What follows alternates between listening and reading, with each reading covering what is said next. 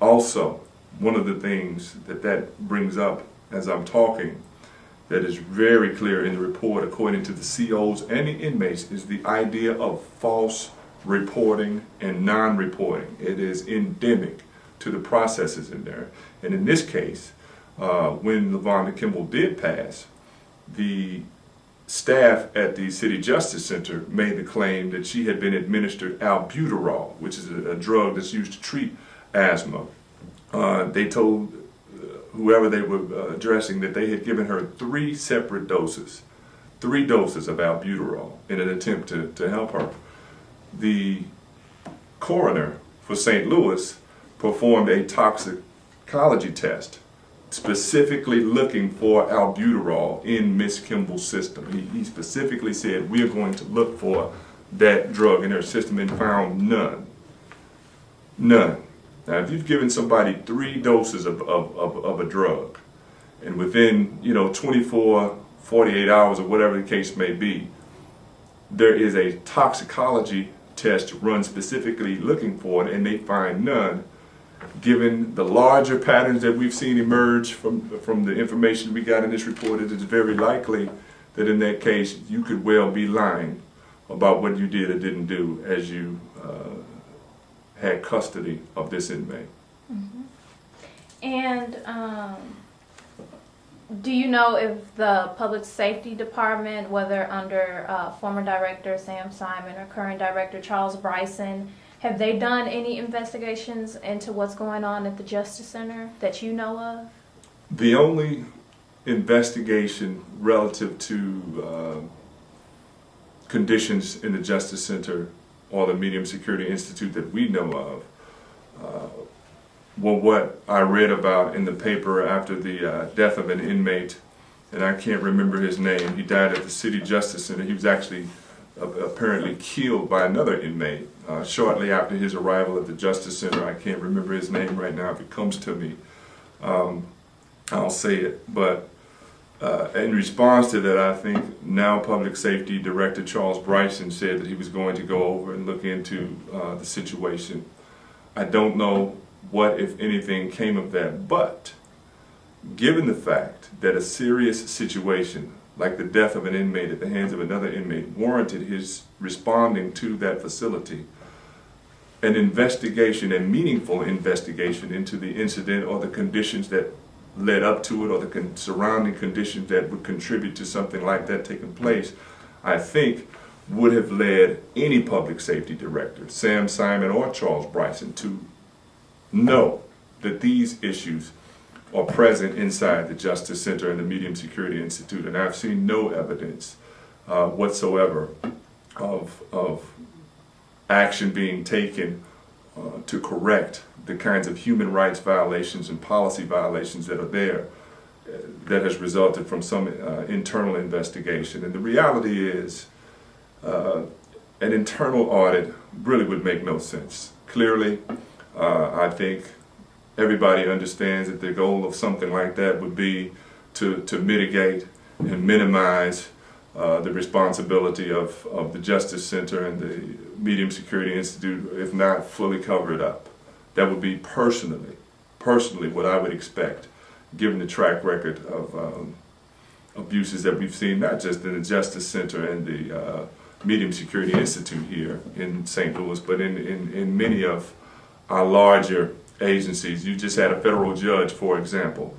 A federal judge publicly state that it would be reasonable to conclude that the Board of Police Commissioners here in St. Louis is routinely indifferent, almost intentionally indifferent. They ignore the abuses of officers on the St. Louis Police Department, citing what, 300-400 complaints of excessive force by citizens in St. Louis, and one of them sustained.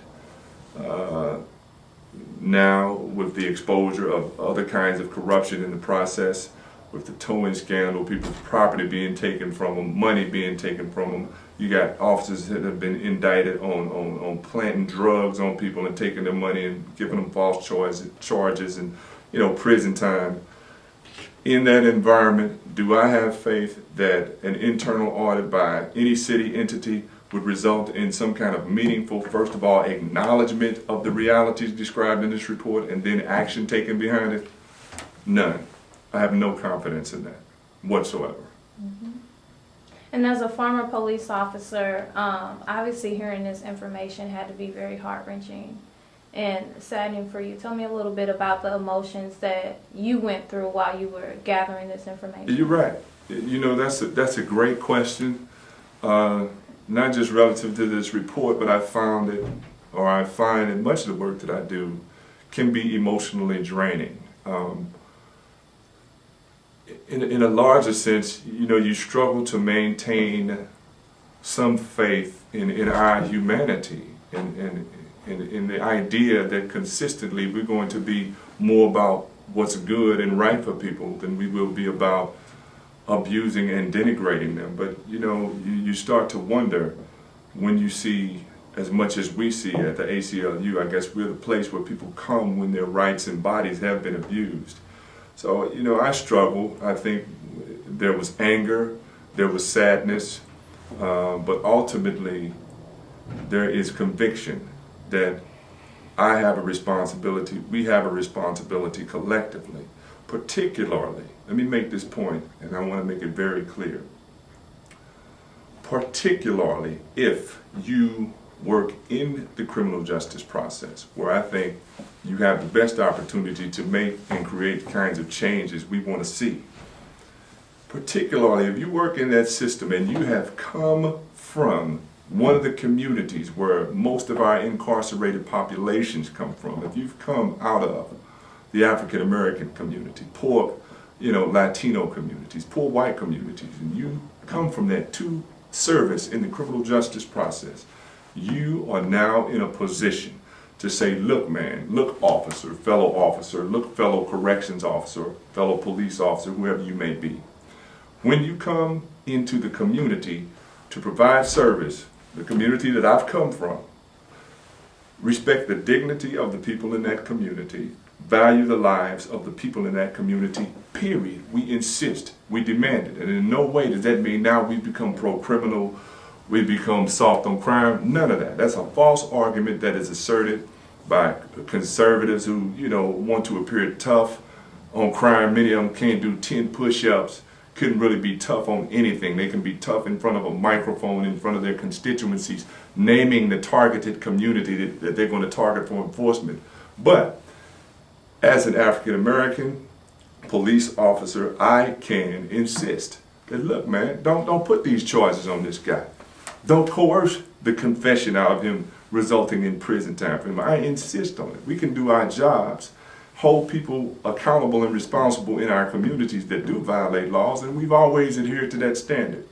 The community that I come from was all about personal responsibility and accountability. If you did wrong, okay, we understand. You should be held accountable. But as far as, for example, to give you an example, let's say the war on drugs, where now 25, 30 years later, you finally have people like Barry McCaffrey, you know, former drug czar, acknowledging that it has failed and failed miserably. Well, it was destined to fail because all you did with that was target a community for enforcement with targeted enforcement and harsher penalties in African American communities for crimes that are committed more often by the majority population. There should have been many more voices early on in the criminal justice system that came out of that community that had been targeted and said, hey man, this is BS. This is just crap.